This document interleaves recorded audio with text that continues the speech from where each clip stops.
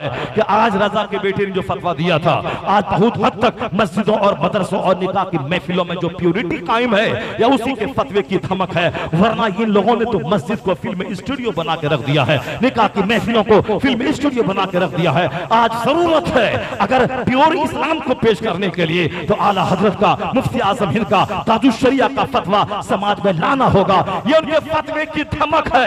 आज महफिल स्टूडियो बनने से बची हुई है। अगर वह फतवा नहीं देता, आज मस्जिद मदरसा खानका सबका तकद्दुस पामाल हो गया होता। तो जिन लोगों ने फतवा दिया है उसको अपना फतवा विड्रॉल कर लेना चाहिए। तस्वीर हराम है, हराम है, हराम है, इस पर सख्ती से अमल करना पड़ेगा। अपने मोबाइल में न बीवी का फोटो, न साहब बेटे का फोटो, न और कोई फोटो। जरूरतन अगर आधार कार्ड बन जाता है, बैंक पासबुक है और फिर साहब सर्टिफिकेट में तस्वीर रहती है, वहां तो मजबूरी है। लेकिन शौक से बैठा है तो फोटो, लेटा है तो फोटो, बीमार है तो फोटो, सुई है तो फोटो। ये तमाशा और तफरीह मत बना। ये जो तफरीह और तमाशा बना दिया है कि तकरीर लोग कम सुनते हैं और साफ फोटोग्राफी ज्यादा करते हैं, निकाह की महफिल में खुतबा कम सुनते हैं, उससे फोटोग्राफी ज्यादा करते हैं, या दीन को लोगों ने मजाक बना दिया है। आला हजरत के मसलक को मजबूती से अपनाना होगा, ताजुश शरिया के फतवे को मानना होगा, ताकि ये उजाड़पन, ये आवारगी का माहौल खत्म हो जाए। और रजा का फतवा बहुत जांचा परखा हुआ फतवा होता है। वह फतवा ऐसा नहीं होता है कि बात बात में बदला जाए, दूसरा फतवा दे, उसमें तब्दीली की कोई गुंजाइश होती है। मगर रजा का फतवा, रजा के बेटे का फतवा, वो कयामत तक के लिए अटल रहता है। आज समझ में आए या ना आए, 50 साल के बाद उसे भी मानना पड़ेगा। फतवा भले ही मैंने दे दिया हो जवाज का, मगर फतवा वही बेहतर है जो रजा के कलम से निकला है, अख्तर रजा के कलम से निकला है। फतवा वही बेहतर है जो रजा के कलम से निकला। अल्हम्दुलिल्लाह मेरा अपना कोई वीडियो चैनल नहीं है, मैंने अपनी कोई तस्वीर खुद से मैंने बना के नेट पे नहीं डाला है। लोग बना देते हैं, लोग उससे नेट पे डाल देते हैं, हजारों लाखों लोग उसको देख करके अपनी जिंदगी संवारते हैं और फोन आता मैं नमाजी बन गया। इसका जिम्मेदार वो है, वो जाने, उसका काम जाने। मगर मेरा अपना कोई साइट नहीं है, मैंने अपने से कोई अपनी तकरीर के वीडियो बना के मैंने नहीं डाला, मैं उससे बरी हूँ। अलबत्ता रही बात, मैं सख्ती से डांट करके कि इसको तुम हटाओ यहाँ से, तब मैं तकरीर करूंगा, ये नहीं कर पा रहा हूं मैं। वरना मैं सच्चाई अपनी तरफ से बयान कर देता हूं। जो किताबें पढ़ने में मजा है वह सिर्फ नेट देख के तकरीर सुनने में मजा नहीं है। नेट देखने वाला मालूमात में इजाफा करता है और किताबों का मुताला करने वाला अपने अमल में इजाफा करता है। अगर यकीन नहीं आए तो यूट्यूब पे आप तकरीरें सुन लें और फिर बिलमुसाफा सामने बैठकर तकरीर सुने, दोनों में बहुत का फर्क होता है। आप नेट पे कोई किताब पढ़ें और आप ओरिजिनल किताब मिशकात शरीफ का आप मुताला करें, आप बहारी शरीयत पढ़ें, कानून शरीयत पढ़ें, दोनों में जमीन आसमान का फर्क हो जाता है। क्योंकि इस तहरीर में एक एक जुमला दिल पे उतरता है और आंख के आंसू के रास्ते से जो कचरे हैं वो सब बहते हैं। और जितना भी इलेक्ट्रॉनिक गुड्स है, ये इलेक्ट्रॉनिक गुड्स में वो बरकत नहीं पाई जाती है। इसलिए कसरत से कुरान करीम को मोबाइल पे नहीं बल्कि जो नुस्खे छपते हैं प्रेस से उसको पढ़ा करें। बहारी शरीयत पाबंदी से अपने मुताले में रखें, कानून शरीयत पाबंदी से मुताले में रखें, कंजूल ईमान अपने मुताले में रखें और आला हजरत से सच्ची मोहब्बत करें। वरना जिस तरह हमारे दो दुश्मन कल्चर के दुश्मन यूट्यूब, फिल्म कल्चर, आसपास के दोस्त का नाचना गाना, ये सब हमारे दुश्मन है, इस्लामी कल्चर के दुश्मन। उसी तरह हमारे ईमान के दुश्मन है। ये लुटेरे हमारे इर्द गिर्द घूम रहे हैं। रजा के पास कोई बड़ा है क्या? उससे बड़े तो गरीब नवाज थे, उससे बड़े गौसे आजम थे, उनका नाम नहीं लेता। बदतमीज, यहाँ तो गौसे आजम की गुलामी आला हजरत ने की है। अब सरकार गरीब नवाज की अजमत को खुतबा आला हजरत ने पढ़ा है। कौन ऐसा आदमी जो रजा को गरीब नवाज से आगे बढ़ाता हो? तो गौसे आजम अपने अहद के वली, क़यामत तक के वलियों के सरदार। मगर हर अहद में गौसे आजम का नाइब पैदा होगा जो गौसे आजम के मिशन को आगे लेके बढ़ेगा। गौसे आजम का जो नाइब होगा वो अपने जमाने का सबसे बड़ा आलिम होगा। गौसे आजम का जो नाइब होगा वह सबसे बड़ा मुकर्रिर भी होगा। गौसे आजम चूंकि बहुत बड़े खतीब भी थे, 70,000 का मजमा उनकी तकरीर सुनने के लिए बेताब रहता था। 400 उलमा रहते थे दवात और कलम से उनकी तकरीर को नोट करने के लिए। वो किताबें आज 800 साल के बाद भी जो तकरीर नोट की गई है वो आज तक प्रेस से छप रही हैं। गौसे आजम का खिताब होता था, दूर दराज से ऊंट घोड़े खच्चर पे लोग आते थे और 70 हजार का मजमा लगता था और हफ्ते में 2 बार खिताब करते थे। गौसे आजम सबसे बड़े खतीब थे अपने अहद के और क़यामत तक गौसे पाक का नाइब वो होगा जो खतीब आजम आज़म वक्त होगा। अपने जमाने का सबसे बड़ा खतीब होगा, वो नाइब गौसे आजम होगा। गौसे आजम सबसे बड़े आलिम थे, 100 आलिम मिलकर आसमानी के लिए आया था। गौसे आजम ने इल्म भी सीखा था। गौसे आजम ने मार्फत का नूर दरख्तों के पत्तों को खाकर के हासिल किया था। जब 100 मौलवी हसद करने वाला आपका एग्जाम लेने जांचने के लिए आया था ताकि बादशाह और बगदाद के लोगों के सामने आपको जलील कर दे, गौसे आजम ने एक निगाह डाल कर देखा 100 मौलवी तड़प तड़प के उछल कूदने लगे, करीबान फाड़ने लगे और जमीन पर पड़ गए। सबको अपना इल्म ही सीने में नहीं रहा, जो सवाल लेके आया था याद ही नहीं रहा। याद जब सारे लोग तड़प तड़प के साहब निढाल होने लगे, गौसे आजम चलवागर हुए, एक एक को उठाता, सीने से लगाता, कहता तुम्हारा सवाल ये है, उसका जवाब ये है। फिर दूसरे को लेता, सीने से लगाता, कहता तुम्हारा सवाल ये है, उसका जवाब ये है। 100 मौलवी को सीने से लगाकर उसको बताए कि तेरा सवाल ये था, उसका जवाब ये है। अपने अहद के रोशन ज़मीर पीर, अपने ज़माने के सबसे बड़े फकीह गौसे आजम, जो क़यामत तक जो गौस का नाइब होगा, वह सिर्फ 1000 रकात नमाज से नफल पढ़ने वाला, या औरतों की तरह घूंघट डाल करके मुरीदों के बीच में आके मिन मिन करके नजराने वसूल करने वाला, और जो दीन की खिदमत करे उसके खिलाफ बोलने वाला कभी नाइब गौसे आजम नहीं होगा।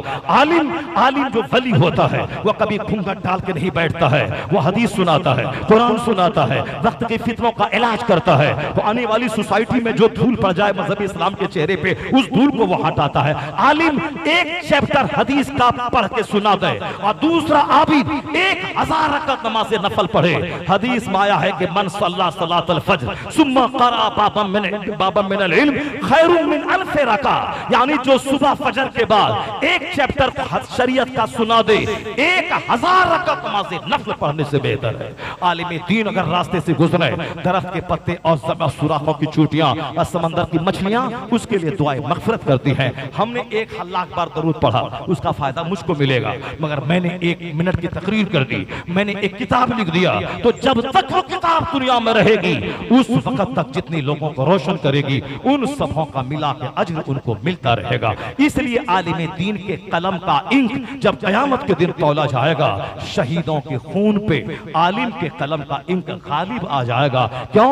गर्दन कटी, ये अकेले जन्नत में जंप करता पहुंच गया, मगर एक आलिम का एक फतवा करोड़ों को जिंदगी देता है। अगर फतवा गलत लिखा तो 1 करोड़ आदमी जो भी उसके फतवे को पढ़कर वो गलत रास्ते पे जाएगा, उन सब का मिला के अजाब उसको होगा। इसलिए आलिम दीन को सोच समझकर आलिम बनकर फतवा देना चाहिए, किताबें लिखना चाहिए। जिन लोगों ने मुस्तफा की शान में गुस्ताखी की वह बदन पर बैठी मक्खी को नहीं भगा सकते। जिन लोगों ने लिखा कि हुजूर मरकर मिट्टी में मिल गए, जिन लोगों ने लिखा कि उनको इल्म गैब नहीं, इल्म गैब तो जानवर चौपाए, अगर उनके पास मान ले तो ऐसा जानवर चौपाए सबको हासिल है, और शैतान और मलकुल मौत को ज्यादा इल्म है ये तो कुरान से साबित है, और हुजूर को ज्यादा इल्म है ये कहां से साबित है? जिन लोगों ने ये मुगल्लज़ात लिखे हैं, और क़यामत तक जितने लोग उसके फॉलोवर होंगे वह सब के साथ जहन्नम की आग में उनको डाला जाएगा। इसलिए आलिम दीन को तहज्जुद से मत आके, इशराक से मत आके, चास्त से मत आके, उसे 1 लाख बार कलमा दुरूद से मत जांचे, आलिम दीन को इल्म से जांचे,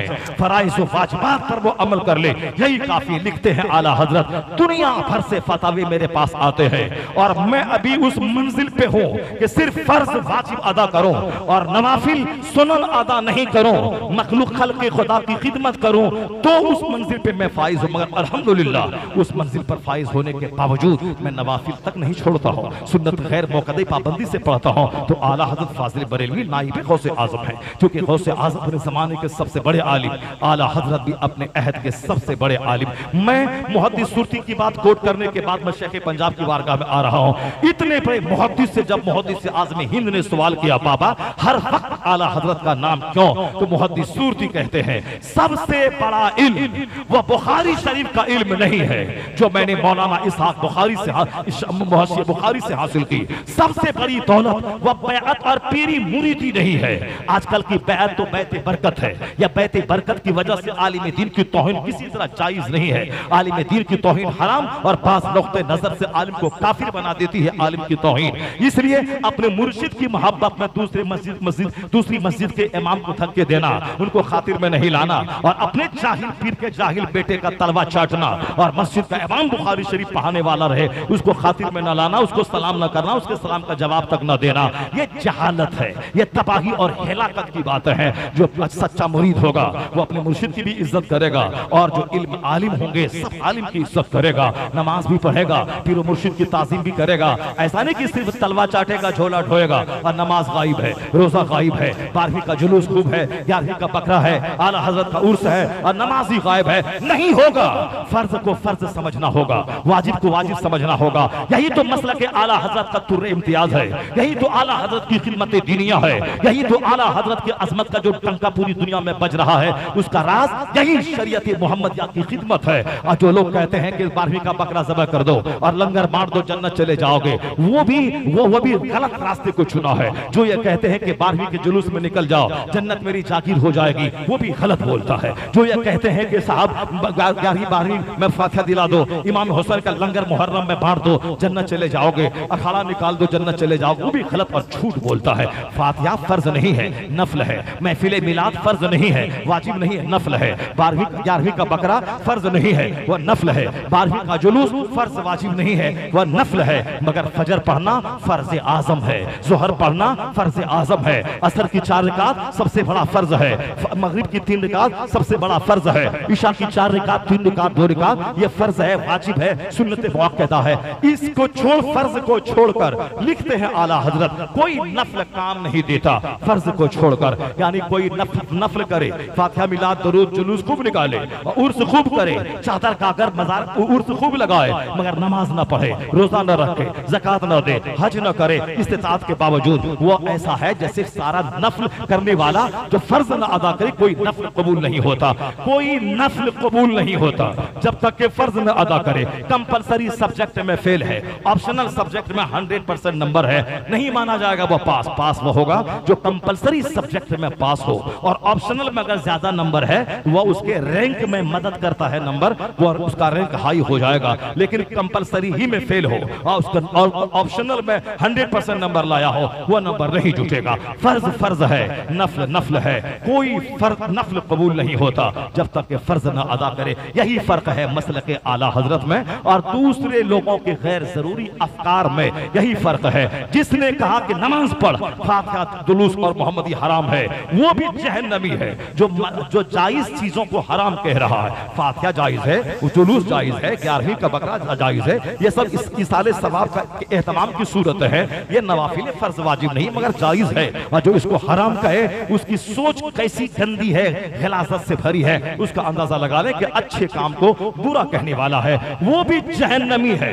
जो बोले फातिहा हराम, मिलाद हराम, जुलूस हराम, नमाज रोजा हज जो ज़कात पढ़ ले काम चल जाएगा, और वो भी जहन्नमी है। और जो बोले उर्स रज़वी कर ले, उर्स गौस कर ले, उर्स ख्वाजा कर ले, नमाज पढ़ने से क्या होता है, रोजा रखने से क्या होता है, बुजुर्गान दीन चाहेंगे जन्नत लेके चले जाएंगे। सिर्फ कांच को हीरा समझने से काम नहीं चलेगा, और लोहा को गोल्ड कहने से गोल्ड नहीं हो जाता है। बुजुर्ग जन्नत लेके चले जाएंगे, बुजुर्ग जन्नत उसको नहीं ले जाएंगे जो बुजुर्ग के रास्ते पर ही नहीं है, जो उनके रास्ते पर रहा हो, उनके दामन को थामा हो, उसको जन्नत लेके जाएंगे अपने साथ में। जो रास्ते से बिल्कुल अलग थलग है, जिसका उनसे कोई मेल नहीं खाता है, तो जो कहे फातिहा कर नमाज जरूरी नहीं है, वो भी जहन्नमी, वो भी जहन्नमी राह से भटका हुआ। एक वक्त की नमाज छोड़ना हराम और गुनाह कबीरा है। जो ये बोले कि रोजा वो रखे जिसके पास घर में खाना नहीं है, वह काफिर हो जाएगा। जो रोजे की फर्जियत का इनकार करे, अगर बीवी वाला है तो बीवी निकाह से निकल जाएगी, और अब के बाद से सारे बच्चे वलदुज़्ज़िना नाजायज पैदा होंगे। इसलिए हमेशा सोच समझ के बोलना चाहिए। जबान से कोई कुफ्रिया जुमला निकल जाएगा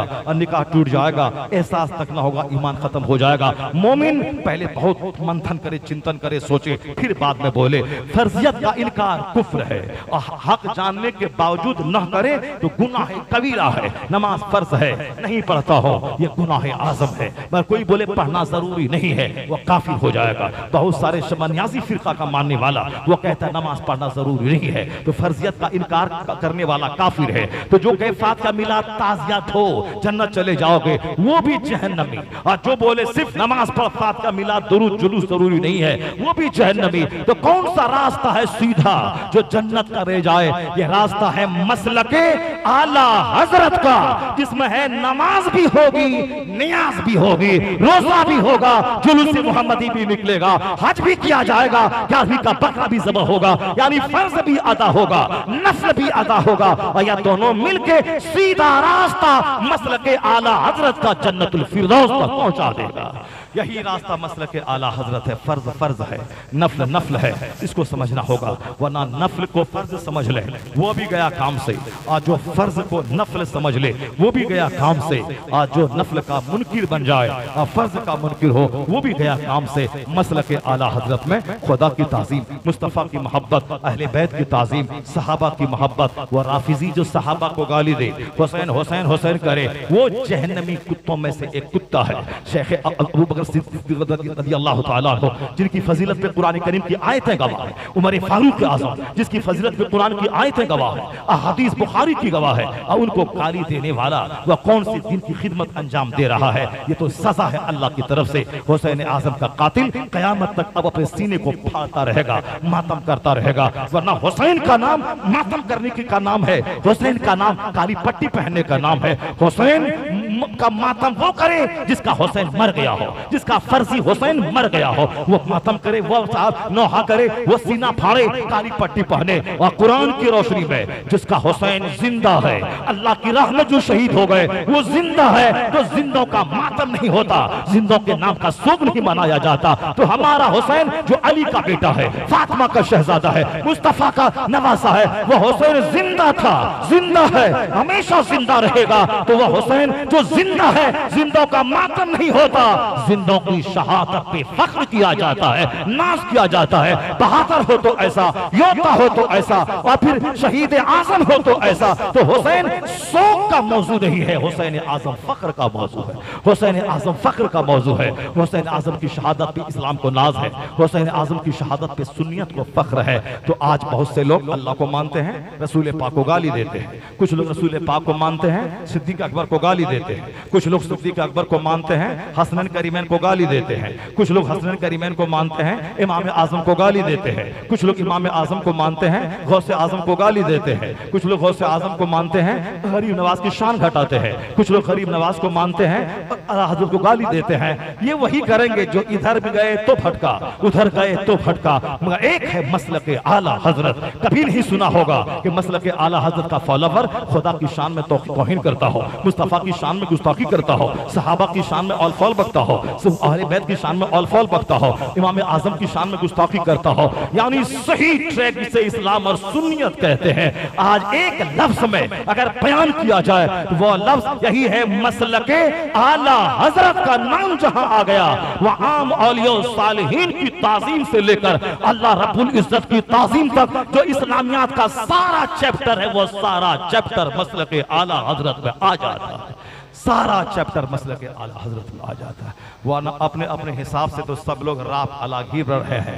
कोई सीना फोड़ के राग अलाप रहा है, कोई नमाज छोड़ के ताजिया के 5 छाट के राग अलाप रहा है। तो अलापने दीजिए। कोई अपने हाथ से खुदा बना के, नचा के, घुमा के, शराब पी के, डंका बजा के उसको नदी में घुसेड़ देता है। ये दुनिया में आजादी सबको मिली है, ऐसा काम मत कर जो काम काफिरों के काम से मेल खा जाए। काफिर नमाज से खुश नहीं होते, इससे खुश होते क्यों? ये काम उसके काम से मेल खा जाता है। इसलिए काम वह नमाज की फजीलत, रोजा, हज, ज़कात, ये है इस्लाम। अखलाकियात, मामलात, ट्रांजैक्शन, इस्लामिक ट्रांजैक्शन, यानी मुस्कुरा के मिलना, अदब सम्मान करना, माँ बाप का एहतराम, बीवी को पर्दे में रखना, बाल बच्चों को अदब सिखाना।